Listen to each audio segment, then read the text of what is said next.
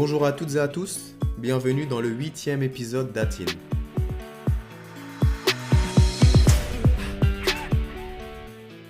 Cet épisode et le prochain seront consacrés à la lutte contre le gaspillage, qu'il soit alimentaire ou non. Pour cet épisode, je suis en compagnie d'une entreprise solidaire qui a fait de la lutte contre le gaspillage alimentaire son combat numéro 1. Je suis sûr que certains d'entre vous les connaissent déjà, puisqu'il s'agit de Phoenix, une entreprise française pionnière de l'anti-gaspillage. Dans un monde où un tiers des aliments produits sur la planète sont jetés sans être consommés, Phoenix, c'est un peu David contre Goliath. Et pourtant, depuis sa création en 2014, Phoenix a sauvé 170 millions de repas du gaspillage.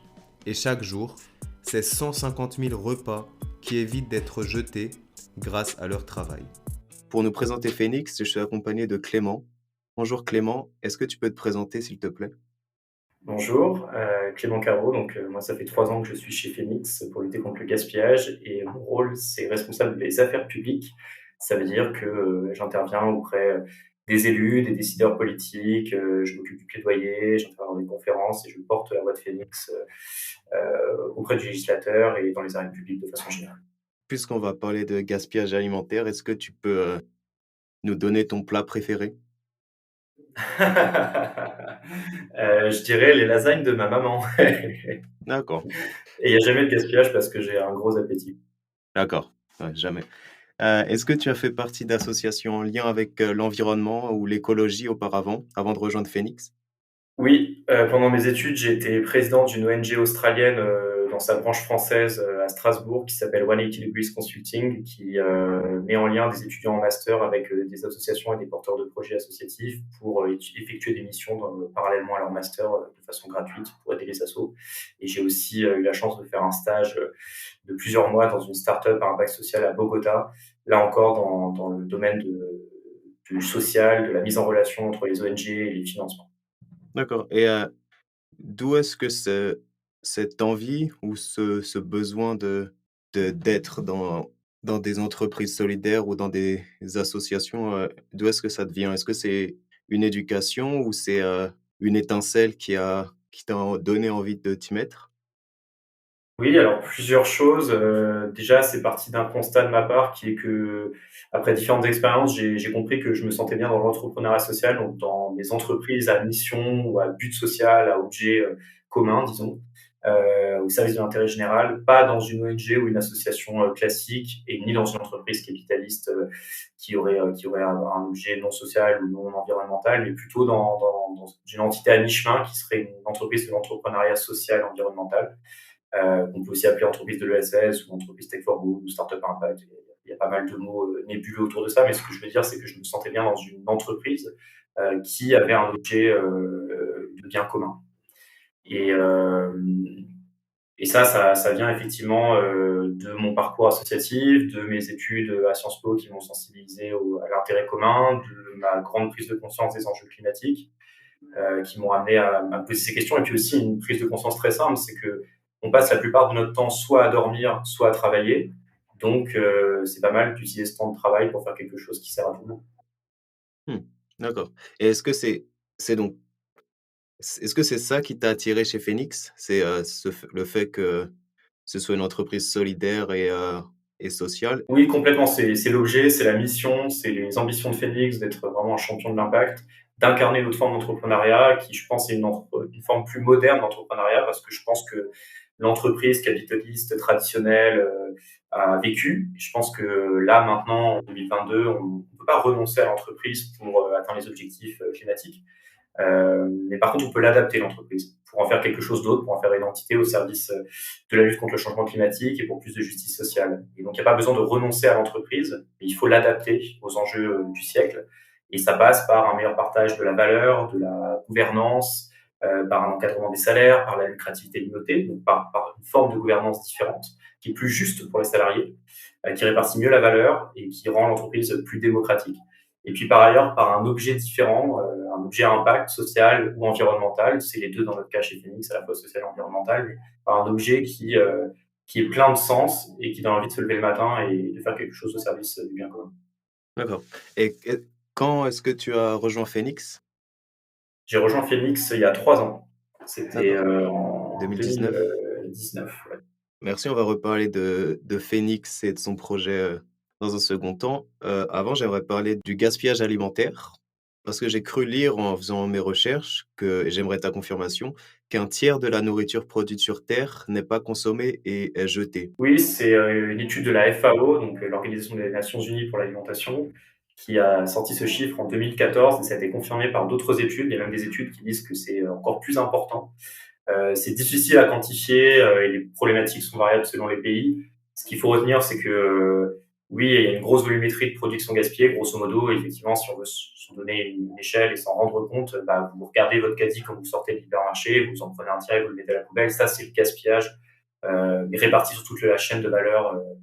Donc, un tiers de la production alimentaire mondiale est jeté. Ça veut dire qu'un tiers de toutes les ressources qui concourent à créer notre alimentation est jeté, est perdu, est utilisé pour rien. Ça veut dire l'eau, les engrais, les intrants, l'énergie, le travail des personnes qui se lèvent tôt le matin pour cultiver un champ ou pour transporter les produits et puis les distribuer dans les rayons.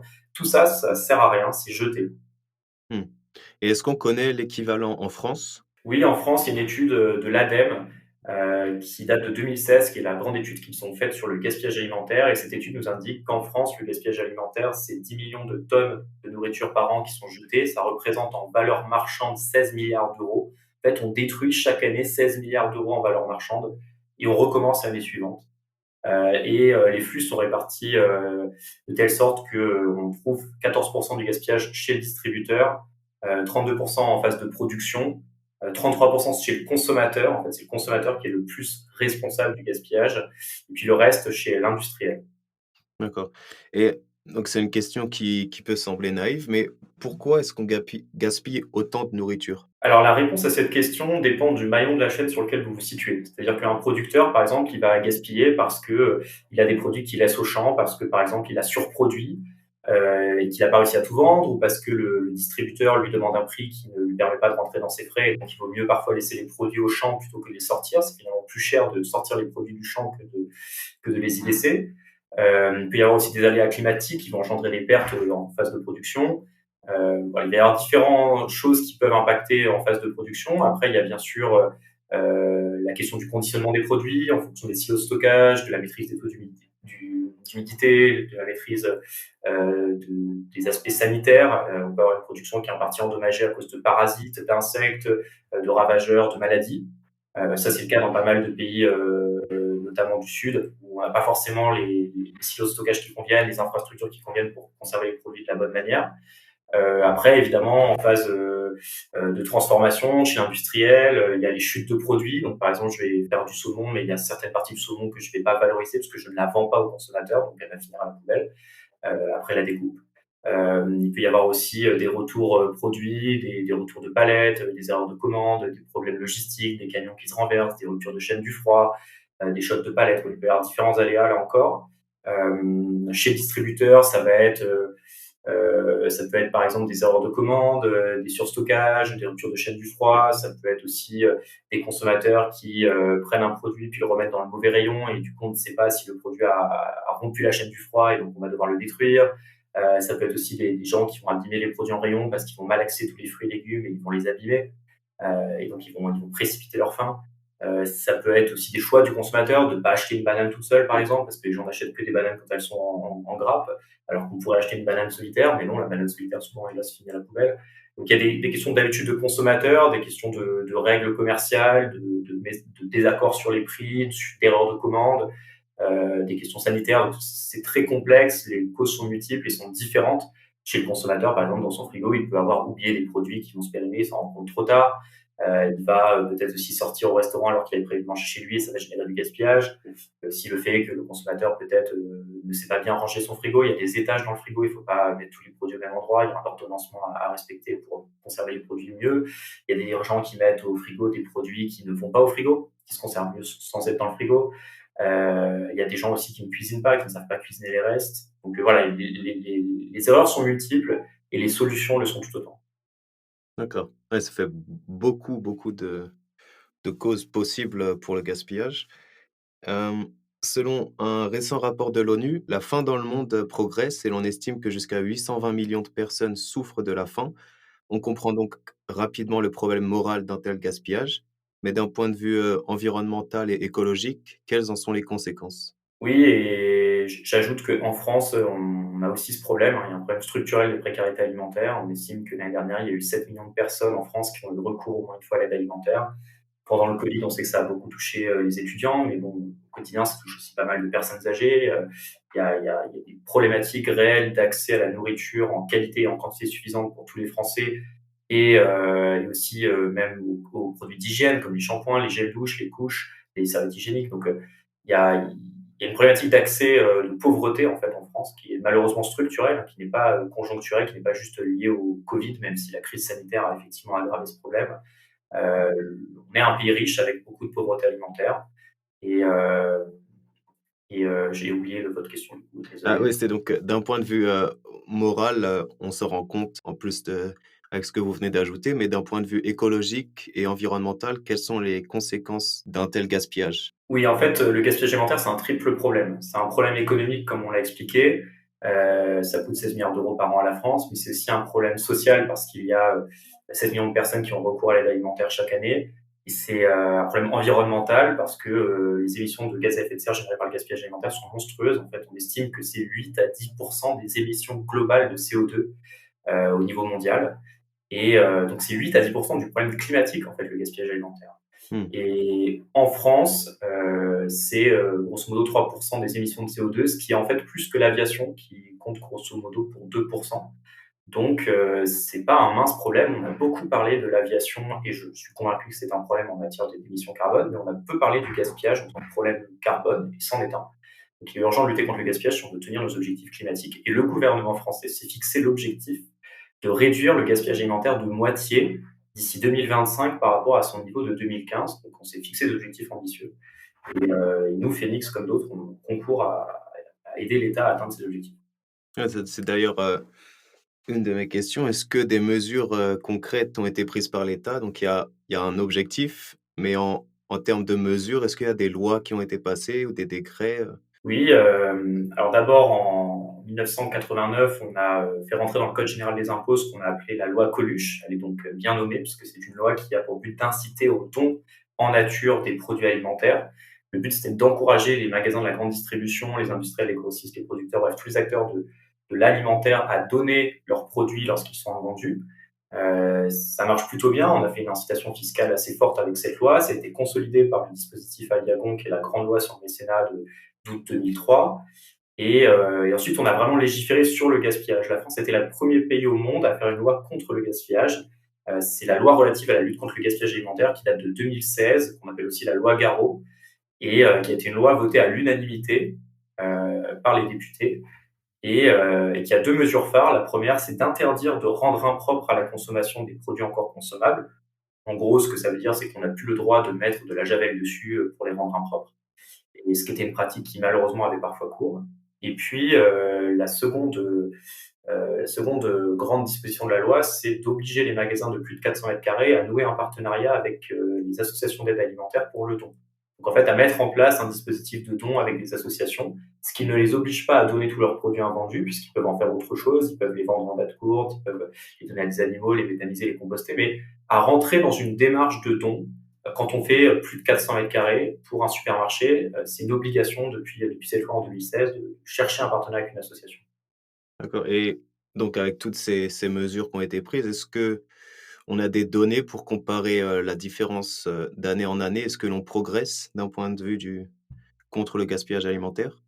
Alors, c'est difficile de le mesurer au niveau national. Déjà, il faut savoir qu'il y a très peu d'études sur le gaspillage alimentaire dans les autres pays. On a déjà la chance en France d'avoir fait quelques études, mais on n'a pas d'études, sur, la progression de la France depuis 2016. Il y a cet état des lieux qui a été fait par l'ADEME en 2016 avec sa grande étude sur le gaspillage alimentaire, mais depuis, il n'y a pas eu d'études d'impact. Ce qu'on sait, ce qu'on peut dire, c'est que, les associations d'aide alimentaire notent qu'elles ont, de moins en moins de dons. Et ça, c'est dû au fait que les magasins luttent mieux contre le gaspillage alimentaire, donc il y a moins de gisements disponibles pour l'aide alimentaire. Donc ça, on le sait, que les magasins luttent plus efficacement contre le gaspillage. C'est pas forcément via des solutions anti-gaspi, même si bien sûr, on prend notre part. C'est aussi parce qu'ils ont amélioré la gestion des logiciels de commande avec de l'intelligence artificielle. C'est la question de performance économique. Les magasins font plus attention, sont meilleurs dans la gestion des commandes et ça a un vrai impact sur la réduction des invendus et donc, in fine, des dons aux associations. Donc, on peut dire que la question du gaspillage est mieux gérée depuis quelques années, mais on ne peut pas dire si c'est vraiment lié directement à la loi Garot ou ni dans quelle mesure exacte ça a impacté. Mais ce qu'on sait, c'est que oui, il y a beaucoup d'initiatives qui ont été prises. Et puis nous, Phoenix, on a été créé en 2014. Aujourd'hui, on a 16 000 clients partout en France. Et on voit d'autres startups dans l'écosystème anti-gaspi qui se développent. Et on voit que vraiment, il y a une tendance autour de ça. Il y a une vraie dynamique. Donc, à partir du moment où il y a une forte dynamique sur les solutions, on peut croire qu'effectivement, le problème est pris à la racine. Est-ce qu'on en fait assez pour réduire le gaspillage de moitié d'ici 2025? Ça, c'est difficile à dire. Mais en tout cas, ce qui est sûr, c'est qu'on n'est pas inerte. Il y a un vrai écosystème de solutions qui existe aujourd'hui qui n'existait pas il y a 10 ans. D'accord, donc on va donc parler de Phoenix. Vous venez de le dire, elle a été fondée en 2014. Vous devez donc être une des premières entreprises à s'emparer du sujet. Est-ce que vous savez pourquoi, Jean Moreau, donc le fondateur, cofondateur de Phoenix, a-t-il créé un tel projet? Et est-ce qu'il y a eu un déclic? Oui, alors l'entreprise a été cofondée par Jean Moreau et Baptiste Corval. Jean Moreau, auparavant, était dans un monde complètement différent que était celui de banquier d'affaires dans une banque américaine, en fusion-acquisition, donc rien à voir. Et il a été, comme beaucoup, rattrapé par une crise de sens. Il s'est posé la question de devenir directeur administratif et financier d'une ONG ou faire en tout cas quelque chose qui avait plus de sens et plus d'impact que le métier qu'il occupait à ce moment-là. Et il s'est lancé dans cette idée d'entrepreneuriat autour d'un sujet à intérêt commun. Et avec Baptiste, ils se sont dit que le gaspillage alimentaire était un bon sujet, un sujet d'avenir, un sujet sur lequel il y avait beaucoup à faire. Ils ont d'abord cru qu'ils allaient lancer en fait un concept plutôt sur le chez vous le consommateur, dans votre frigo. L'idée de départ, c'était en fait que les consommateurs puissent donner les produits qu'ils ont dans leur frigo lorsqu'ils partent en week-end ou lorsqu'ils s'absentent ou qu'ils ont trop de produits et qu'ils vont bientôt se périmer. Donc c'était plutôt ce qu'on appelle du C2C, de consommateur à consommateur. Et ils ont itéré, ils se sont rendus compte que c'était une idée pour laquelle le marché français n'était pas forcément mature et c'était difficile de trouver un modèle économique stable. Et ils ont opéré ce qu'on appelle un pivot dans le monde des startups et ils se sont orientés plutôt vers une solution de B2B, d'être en fait un intermédiaire entre les associations d'aide alimentaire et ceux qui ont des surplus, des invendus, qui sont en fait tous les professionnels de l'alimentaire, du champ à l'assiette, qui ont tous des produits en surplus et qui peuvent donc les donner aux assos. Et l'idée, ça a été de dire, on va venir jouer l'intermédiaire pour maximiser la qualité et la quantité de dons, digitaliser l'aide alimentaire, la professionnaliser et faire en sorte que tout ça marche mieux. Et si on vulgarise, on peut dire en quelque sorte que la proposition de valeur, c'était de dire, on va avoir un hypermarché, on lui propose d'externaliser la gestion de son don, de passer par Phoenix, de professionnaliser les pratiques pour essayer de faire mieux.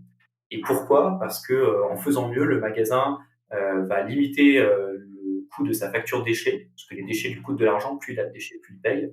Et puis il a une incitation fiscale, comme je l'évoquais tout à l'heure, sur la loi Coluche de 1989, une incitation fiscale à donner aux associations. Il récupère 60% de la valeur d'achat du produit en réduction d'impôt. Donc il y a un double mécanisme de création de valeur. À la fois, on fait du cost killing, c'est-à-dire on va venir supprimer un coût qui est celui de la facture déchets. Et puis on va venir faire de l'incitation fiscale. Et via ces deux mécanismes, on crée de la valeur. Et nous, l'idée, c'était de prendre 15 à 20% de ce qu'on leur faisait gagner. Donc finalement, ce n'était pas une dépense de lutter contre le gaspillage avec Phoenix, c'était un investissement. Ils s'y retrouvaient économiquement. Nous, ça nous permettait de développer notre plateforme, de créer des emplois et eux de lutter contre le gaspillage et de s'y retrouver économiquement. D'accord, donc votre business model, votre mode de rémunération, c'est de prendre une commission sur chaque transaction, que font les commerçants et particuliers? Alors nous, aujourd'hui, Phoenix, en 2022, on vend 5 services pour réduire le gaspillage alimentaire chez nos clients, qui sont donc des industriels, des grossistes, des producteurs, des supermarchés, des commerces de bouche. Et sur le volet hypermarché où on s'est développé au tout début, effectivement, l'idée, c'était de dire on était simplement un intermédiaire du don lorsqu'on s'est lancé en 2014 et on venait créer de la valeur en améliorant les pratiques de don et on se rémunérait par la valeur qu'on crée. Et aujourd'hui, on a des modèles un peu différents parce qu'on est passé au forfait et que les tarifications sont différentes selon les enseignes, selon les types de magasins. Mais grosso modo, l'idée, c'est resté la même, c'est qu'on va venir lutter contre le gaspillage alimentaire. En faisant ça, on va venir réduire un coût qui est celui des déchets. On va venir créer de la valeur sur la réduction d'impôts ou sur la vente date courte pour les magasins, donc un chiffre d'affaires complémentaire. Et via ces deux mécanismes, on va créer une valeur et on va prendre un pourcentage sur cette valeur qu'on crée. D'accord. Donc, si je suis un particulier et j'aimerais faire une course par Phoenix, comment je m'y prends? Alors l'application Phoenix, on l'a lancée, fin 2019, sachant qu'on a été créé en 2014, donc c'est pas du tout le premier service qu'on a lancé. C'est même en fait le plus récent et l'idée, c'est qu'avant 2019, on pouvait s'adresser à toute la chaîne de valeur, sauf le consommateur, pour lequel on n'avait pas de solution à proposer. Et puis les petits commerces souvent nous proposaient, de travailler avec nous sur du don, qui était notre principale solution. Mais on se rendait compte que le don était pas très pratique sur des tout petits volumes dispersés, parce qu'une association a pas franchement d'intérêt à aller chercher, 3 croissants et un sandwich dans une boulangerie en fin de journée. Il y a aussi des problèmes de traçabilité des produits parce qu'il y a des difficultés de niveau sanitaire, de conditionnement des produits pour respecter les règles de don. Donc c'était pas idéal pour les petits commerces qui ont des volumes fragmentés, dispersés. Et on ne pouvait pas leur offrir une solution de don, en tout cas pas tous les jours. Et on s'est dit que finalement, lancer une application mobile sur un modèle qui existait déjà par ailleurs dans d'autres pays, c'était une bonne idée parce que ça venait en complément de ce qu'on faisait déjà. On ne vient pas en fait remplacer ce qu'on faisait auparavant par l'application, non, en fait, on vient le compléter. Donc, d'une part pour les petits commerces qui ont des volumes fragmentés et d'autre part pour les produits qu'on ne peut pas donner, c'est-à-dire les crevettes, les abats, les steaks hachés, etc. Il y a des produits qui sont interdits au don. On ne peut pas les donner légalement aux associations. Et puis par ailleurs, il y a des produits que les associations refusent pour des questions de préférence alimentaire, ce qui est tout à fait leur droit. C'est-à-dire que les bénéficiaires des associations d'aide alimentaire ne vont pas forcément consommer tous les produits qu'on cherche à leur donner. Et donc ça ne sert à rien de leur donner des produits qu'ils ne vont pas consommer, puisqu'au final, on va déplacer le gaspillage de la poubelle du distributeur à celle de l'association, ce qui n'a aucun sens. Donc pour ces produits-là, l'application vient aussi en complément de ce qu'on effectue sur le don. Et du côté consommateur, comment est-ce que ça fonctionne l'application Phoenix? C'est très simple, il suffit de télécharger l'application sur votre smartphone, vous êtes géolocalisé et vous voyez des commerces de bouche à proximité de l'endroit où vous vous trouvez. Ces commerces de bouche proposent des paniers surprises composés des invendus du jour. Par exemple, une boulangerie, elle va avoir peut-être des croissants, des pains au chocolat, des sandwichs. Ils vont vous les proposer sous forme de lot, sous forme de panier surprise, à moins 50, moins 60 ou moins 70%. Donc vous allez pouvoir faire une bonne affaire. Mais c'est un panier surprise. Donc on ne sait pas ce que ça contient, on sait juste que ce sont les invendus du jour. Vous allez payer donc moins 50, moins 60, moins 70% du prix habituel, de la valeur faciale des produits. Vous faites une bonne affaire. Vous réservez directement sur l'application Phoenix, vous payez, vous venez avec votre preuve d'achat sur le point de vente. Le point de vente vous délivre votre panier surprise. Et quand on a fait ça, le point de vente, il a évité une perte sèche liée au gaspillage. Donc, il a gagné un petit peu d'argent sur des produits qui d'habitude finissent à la poubelle. Vous, en tant que consommateur, vous avez fait une bonne action pour votre porte-monnaie parce que vous avez fait des économies sur le budget alimentaire. Et puis, vous avez fait une bonne action pour la planète parce que, comme je l'ai évoqué précédemment, le gaspillage, c'est 8 à 10% des émissions globales de CO2. Donc, c'est pas un mince problème. Et sauver un repas, c'est sauver grosso modo 2,5 kg de CO2 évité donc, dans l'atmosphère. Donc, c'est une bonne chose aussi pour la planète. Est-ce que vous vous occupez, seulement du gaspillage alimentaire ou, il y a d'autres, cibles ou peut-être des potentiels projets dans le futur? Oui, alors on ne s'occupe pas que du gaspillage alimentaire, on a aussi une partie non alimentaire. Ce métier historique d'intermédiaire du don, on le fait aussi pour des produits non alimentaires. Donc on le fait notamment pour des produits d'hygiène, droguerie, parfumerie. Par exemple, on travaille avec des groupes comme Pierre Fabre ou Sephora. Donc on va donner des produits d'hygiène dont les personnes en précarité ont besoin. La précarité hygiénique est un vrai problème en France. Il y a beaucoup de personnes qui ont des difficultés pour se laver, pour avoir accès à des couches, pour avoir accès à des services hygiéniques, etc. Donc il y a pas que l'alimentaire. Et on est ravis d'avoir aussi un impact social à travers cela. Et mettre ces produits en destruction, c'est là encore une hérésie environnementale. Donc, on reste dans la même logique. On l'a déjà fait pour des choses un peu originales comme des radiateurs qui on a donné à des refuges SPA pour les chauffer. Euh, on a déjà fait pour des sols, des meubles, des produits type colle, insecticides, voilà, des choses assez variées, des matériaux de construction par exemple. Aujourd'hui, on aimerait recentrer un petit peu sur les produits d'hygiène et cosmétiques parce qu'on pense qu'on a une plus grosse plus-value là-dessus et qu'on a un gros savoir-faire. Donc, on aimerait surtout insister là-dessus, d'autant qu'il y a, pour revenir un petit peu sur les évolutions législatives, en février 2020, il y a eu ce qu'on appelle la loi AGEC, qui est une loi qui interdit le gaspillage des produits non alimentaires. Donc, elle est arrivée 4 ans après la loi Garot sur le gaspillage alimentaire et elle vient en fait interdire pour 20 régimes de produits différents la destruction des invendus. Et notamment, ça concerne les produits d'hygiène cosmétique, mais pas que. Et donc, nous, on a tout intérêt à profiter, entre guillemets, de cette loi qui oblige les industriels à trouver des solutions. et le don en est une et on est ravis de pouvoir donner des produits à des associations qui viennent en aide aux plus démunis. Ouais, c'était ma question. Est-ce que cette récupération de produits non alimentaires, elle se fait seulement en faveur des associations ou les particuliers peuvent, à la façon de l'application, les récupérer également? Alors, c'est pas le but de l'application. On veut centrer l'application sur l'alimentaire, ça fait plus sens. On n'est pas un déstockeur, on n'est pas un soldeur, comme certains magasins type Action et cetera. C'est pas notre but de revendre, entre guillemets «tout et n'importe quoi». Donc on veut se focaliser sur l'alimentaire. Il y a quand même sur l'application aujourd'hui des produits non alimentaires, mais hautement périssables qui sont en fait, des plantes.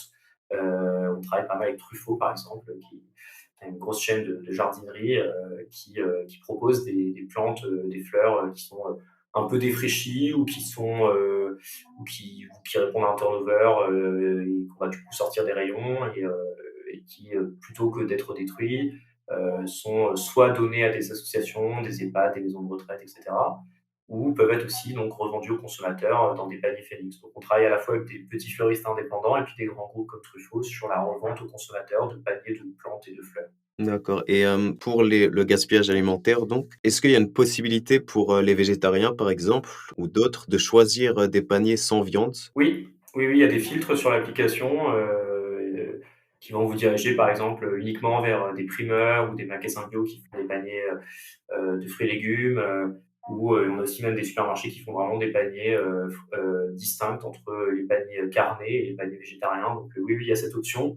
On n'oblige pas tous les commerçants à jouer le jeu parce que c'est quand même plus de temps pour eux de faire le tri des produits et de proposer des paniers différents et on veut pas non plus que ça devienne, si lourd sur eux de lutter contre le gaspillage que ça devient pesant et que ça en est un frein finalement. Il faut que ça reste simple pour eux, mais on les encourage à le faire. Il y a pas mal de commerçants qui jouent le jeu et qui distinguent les paniers végétariens des non végétariens, même vous pouvez trouver halal, sans gluten, etc. Donc on essaye de faire au maximum des filtres pour respecter les préférences du consommateur, parce qu'évidemment un consommateur qui est allergique au gluten et qui trouve des produits avec du gluten dans le panier, risque de jeter le produit. Or, c'est absolument pas le but de l'application, donc on essaie d'éviter ça, mais il faut pas non plus que ça devienne trop lourd pour celui qui lutte contre le gaspillage, en l'occurrence le commerçant. Donc on essaie de trouver un bon équilibre entre les deux, mais pas mal de commerçants jouent le jeu et c'est tant mieux. D'accord. Donc Phoenix, tu l'as dit, travaille également auprès d'associations.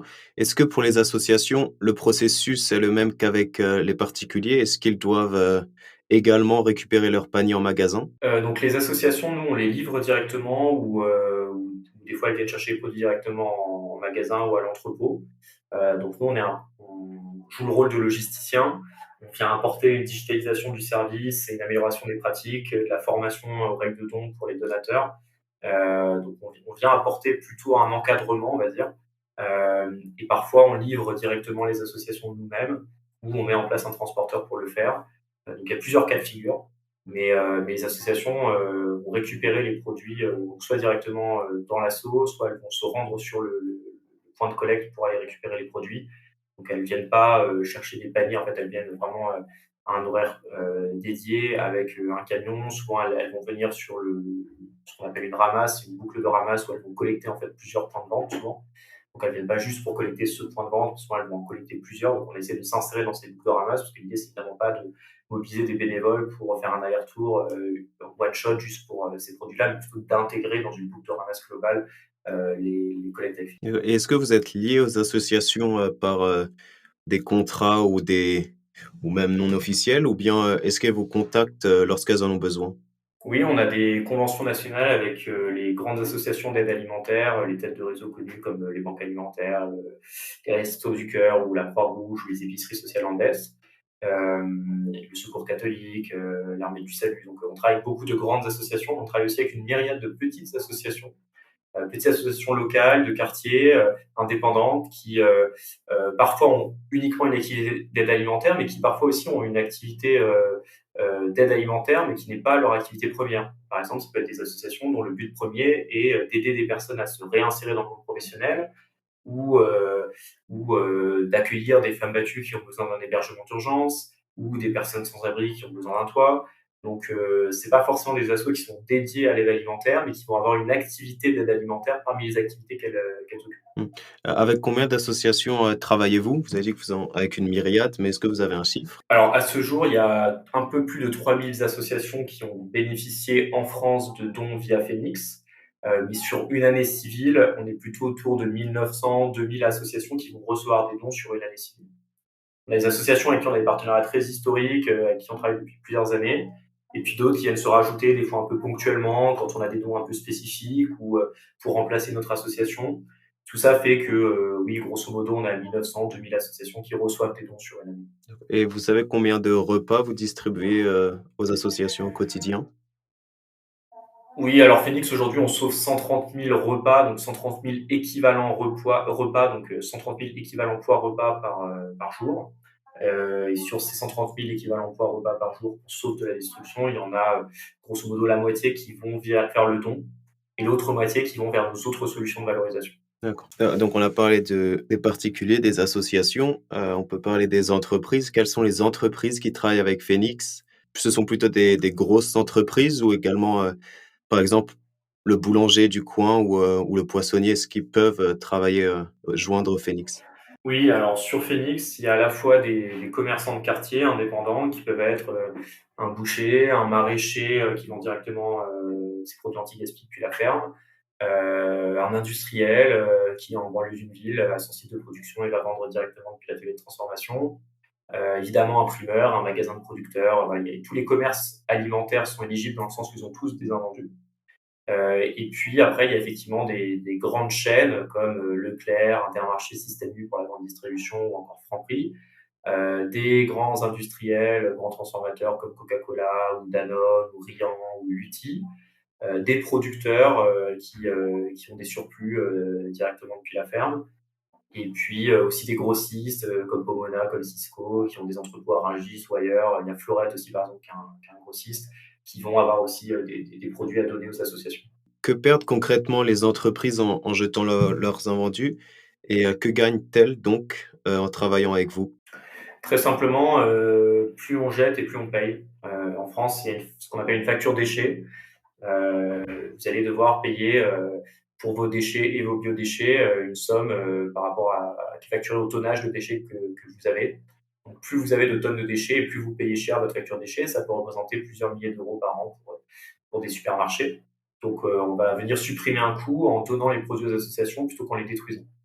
Et puis ensuite, quand on donne aux associations, il y a une réduction d'impôt à laquelle on est éligible, de par la loi Coluche de 1989 et la loi Egalim de 2003, qui vient récompenser ceux qui font une action sociale en pratiquant le don en nature pour les associations.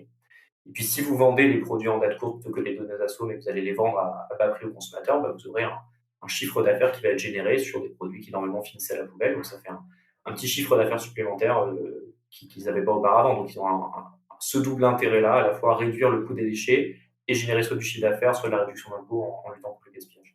Donc c'est ouais, c'est du gagnant-gagnant au final. Oui, la législation française est assez bien pensée parce qu'elle incite et en même temps elle réprime. Donc à la fois il y a le bâton et la carotte, donc il y a toutes les conditions en place pour que les donateurs et les acteurs qui luttent contre le gaspillage puissent se multiplier.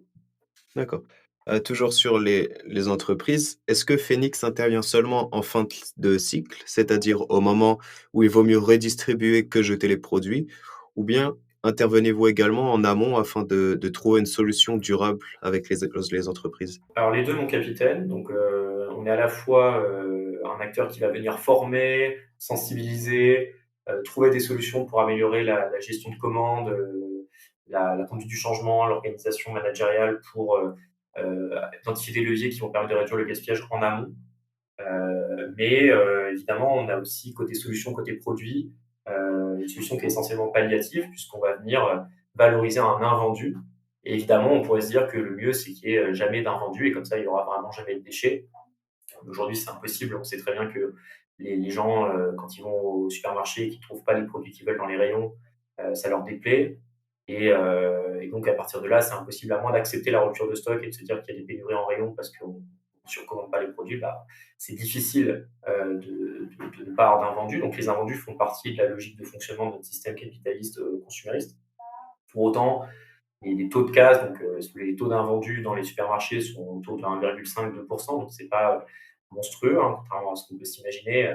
oui, ça représente quelque chose, mais les supermarchés jettent évidemment pas 30 de ce qu'ils mettent en rayon, hein, et ça reste résiduel et ils ont tendance à le réduire de plus en plus, donc on est sur le bon chemin. Alors après, on peut se dire, que peut-être ça va pas assez vite, mais en tout cas, ce qui est sûr, c'est qu'on est sur le bon chemin pour réduire, les invendus et donc les déchets, ayant quand même une conséquence sociale qu'il faut anticiper, qui est que moins il y a de gaspillage et moins il y a aussi de dons pour les associations. Ce qui peut, à terme, créer un problème social aussi avec les personnes qui sont en précarité alimentaire et qui ont besoin des dons. Il faut aussi réussir à se dire que c'est certes un problème, mais c'est aussi une solution pour certains et c'est aussi quelque chose de positif pour peu qu'on fasse l'effort de donner ces produits-là. Alors dans ce cas, c'est plus vraiment un problème, c'est plutôt une solution pour l'aide alimentaire. Je dirais que le problème, c'est plutôt le fait que les magasins aujourd'hui ne donnent pas tous et ne donnent pas tous les jours. Et donc, il y a beaucoup de progrès à faire sur le don alimentaire qui permettrait de transformer ce problème social du gaspillage en une solution sociale, une solution pour les plus démunis. Mmh, d'accord. Hem, donc, on va parler de la progression de Phoenix, donc qui progresse, heu, avec la progression, contre la lutte contre le gaspillage. Il y a entre la création de Phoenix en 2014 et aujourd'hui, un monde en termes de prise de conscience, écologique et environnementale. Comment l'industrie agroalimentaire s'est-elle adaptée à cette prise de conscience? Alors, il y a plusieurs choses. D'un côté, il faut comprendre que le gaspillage alimentaire, c'est vu comme une incohérence financière pour les magasins, une perte de performance économique. Donc, en maximisant la performance économique, en maximisant les taux de vente des produits et l'agencement des commandes, ils vont réduire mécaniquement le gaspillage alimentaire. C'est pas forcément leur objectif premier de faire ça, mais en étant plus performants économiquement, souvent, ils vont réduire le gaspillage alimentaire. Et récemment, les logiciels de commande se sont beaucoup améliorés, l'intelligence artificielle est venue apporter beaucoup. On a beaucoup rationalisé, beaucoup automatisé. Il y a moins d'erreurs, notamment des erreurs humaines qu'il pouvait y en avoir auparavant. Et donc, oui, c'est vrai qu'aujourd'hui, il y a plus de performance dans la gestion des commandes et ça a un vrai impact sur le gaspillage alimentaire. Parce que la chaîne de valeur est globalement plus performante sur ce sujet. Ensuite, effectivement, il y a un écosystème de solutions anti-gaspi qui s'est créé. Il y a Phoenix, mais il y a d'autres acteurs aussi qui ont vu le jour. La France, c'est quand même un pays qui voit pas mal d'acteurs naître, et c'est tant mieux. On est pas mal en avance sur les autres pays. Je pense que c'est pas mal dû à notre conscientisation du problème, mais aussi au fait qu'on a le bon écosystème, les bonnes conditions pour créer des champions de l'anti-gaspi, à la fois par le dispositif législatif, par la base de consommateurs, par le fait qu'on ait beaucoup de distributeurs de très grande envergure en France. Donc on a le terreau pour y arriver. Et côté consommateur, il y a une vraie évolution. Je pense qu'il y a 20 ans, vous alliez chercher un panier anti-gaspi dans un magasin, on vous aurait regardé bizarrement, on vous aurait regardé comme un pauvre. Euh, alors heureusement, on a réussi à changer le regard.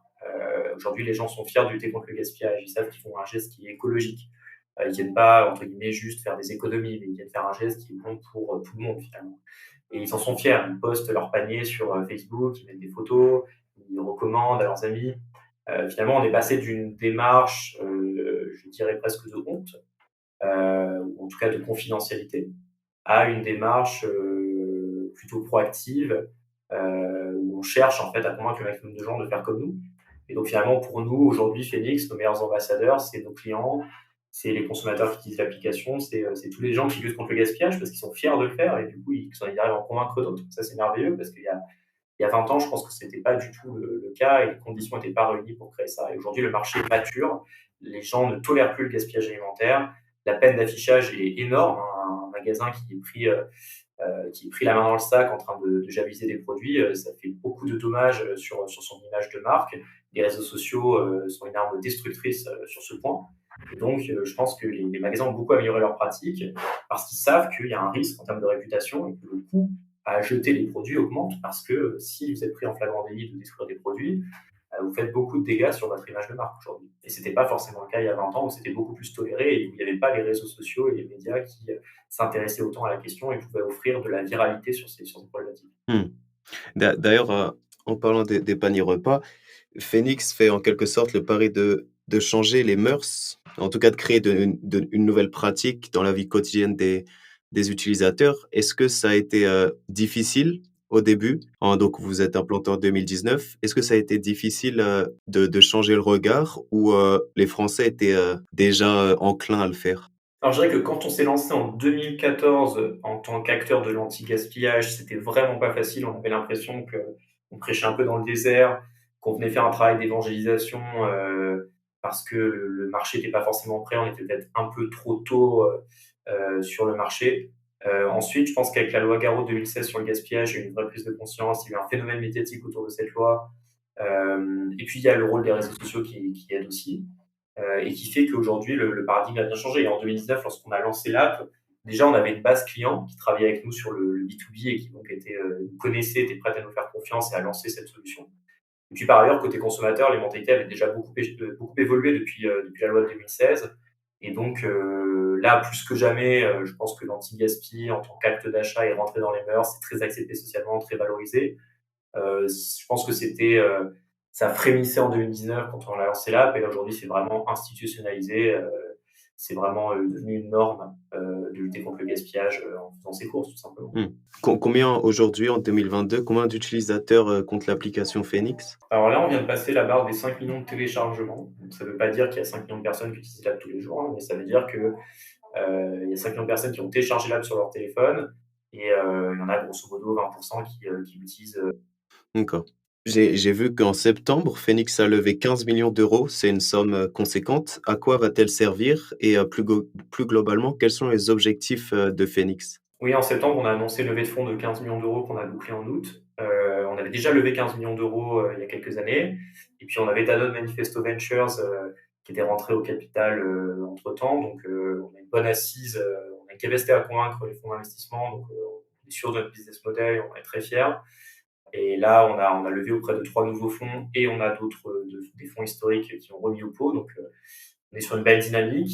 On est content d'avoir levé 15 millions dans une période où c'est pas évident pour les startups de trouver des financements parce que depuis quelques mois, avec la crise en Ukraine, l'inflation, le contexte économique international assez morose, les marchés se sont retournés et c'est devenu très difficile pour certains entrepreneurs de trouver des financements.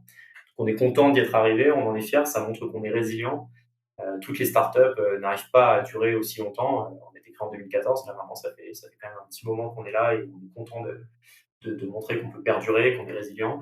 Et là, l'objectif qu'on s'est fixé avec cette levée de fonds, c'est d'atteindre la rentabilité d'ici la fin de l'année prochaine. C'est un objectif qu'on va atteindre sans problème. Et aussi de rationaliser notre business model, de le recentrer pas mal sur le B2B, de rester pionnier en continuant à innover sur les services. On est quand même une entreprise qui propose aujourd'hui 5 services et on veut continuer à innover en lançant de nouveaux services. Et puis remonter la chaîne de valeur parce que, comme je l'ai dit, historiquement, on est une entreprise qui a beaucoup travaillé avec la grande distribution. Et l'idée, c'est depuis quelques mois, on cherche vraiment à remonter la chaîne de valeur, à travailler de plus en plus avec les industriels, les grossistes, parce que, comme je l'expliquais au début, finalement, le gaspillage alimentaire en France, il n'y en a que 14% qui se situe chez le distributeur, donc il faut aller chercher tout le reste.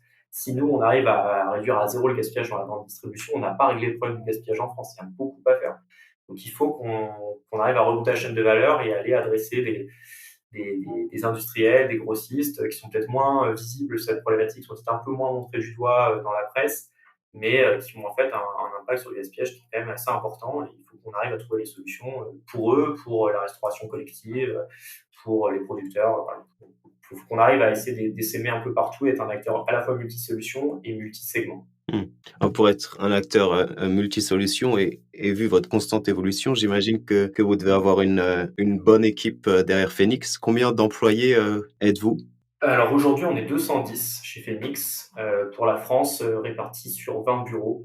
Quand vous travaillez chez Phoenix, vous avez la chance de pouvoir travailler à peu près n'importe où en France, d'autant qu'on a une bonne politique de télétravail, puisqu'on peut télétravailler 3 jours par semaine. Mais on a historiquement, depuis très longtemps, des bureaux partout en France, dans les grandes métropoles régionales comme Strasbourg, Montpellier, Rennes, Nantes, Bordeaux, mais aussi dans des plus petites villes comme Quimper, par exemple. Mmh. Est-ce que c'est, le même type de contrat pour les employés ou? Oui, oui, quand je dis 210, c'est 210 employés en CDI, ouais.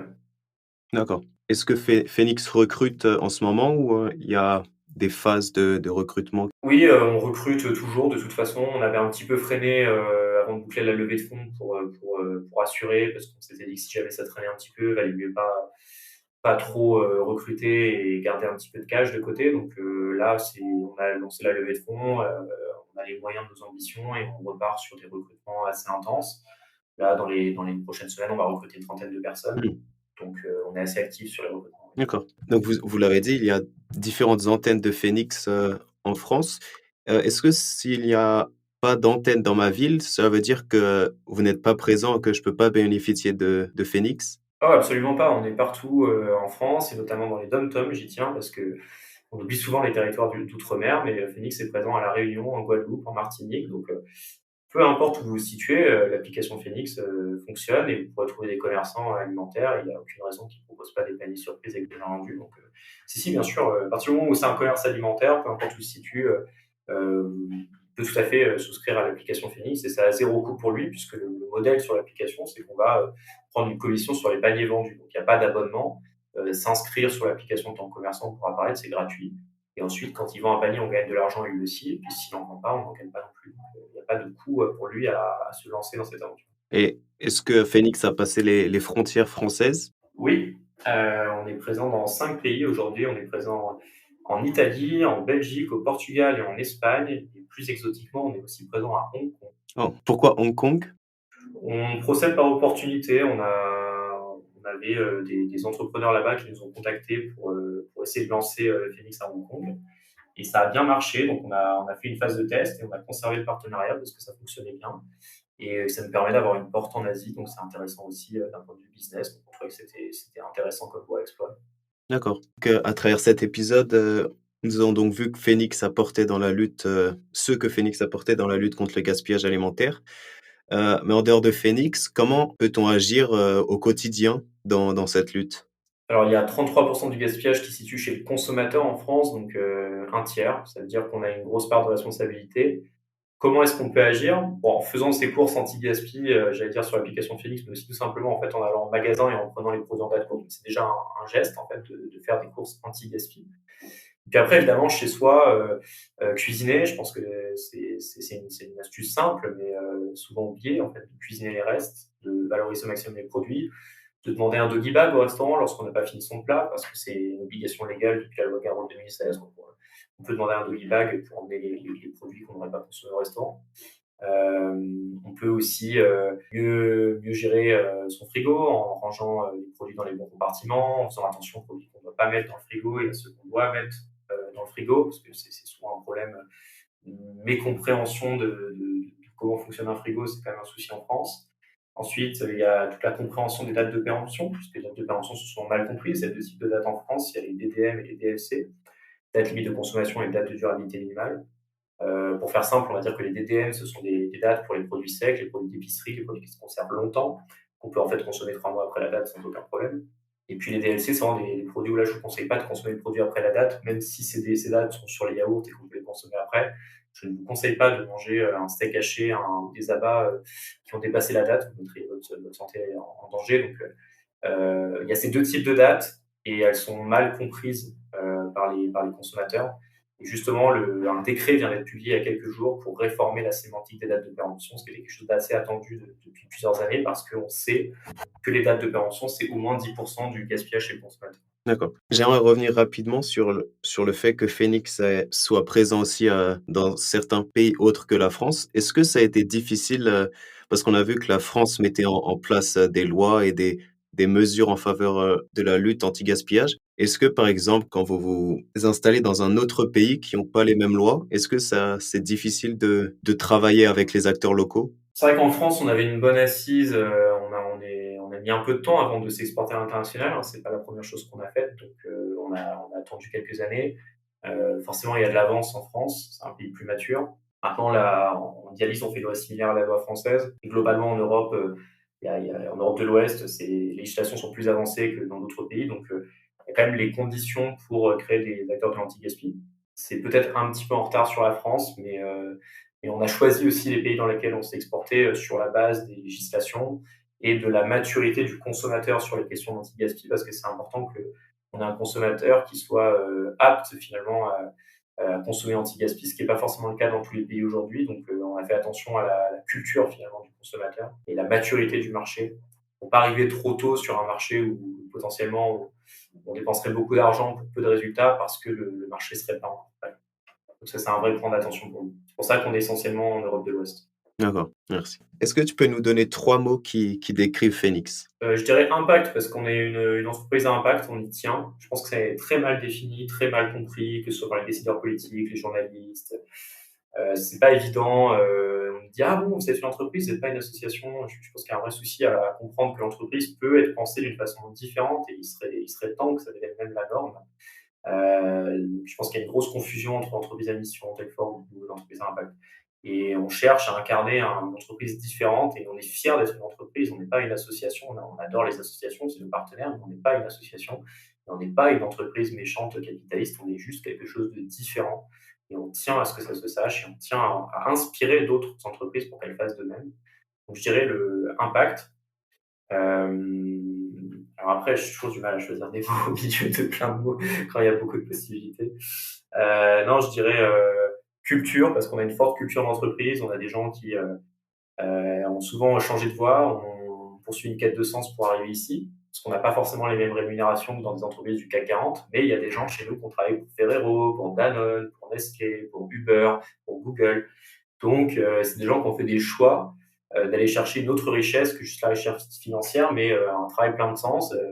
J'ai des collègues qui sont papas, qui sont mamans et qui font un travail dont ils sont fiers et qui sont fiers aussi d'expliquer à leurs enfants qu'ils font ce travail-là. Et je pense qu'ils participent à construire un meilleur futur pour eux. Donc, je pense que c'est important. Donc, la culture, c'est un peu notre arme, entre guillemets, contre des boîtes qui vont nous concurrencer sur le recrutement des talents, mais qui vont nous concurrencer avec des salaires. Mais nous, on a d'autres arguments qui sont plutôt l'impact.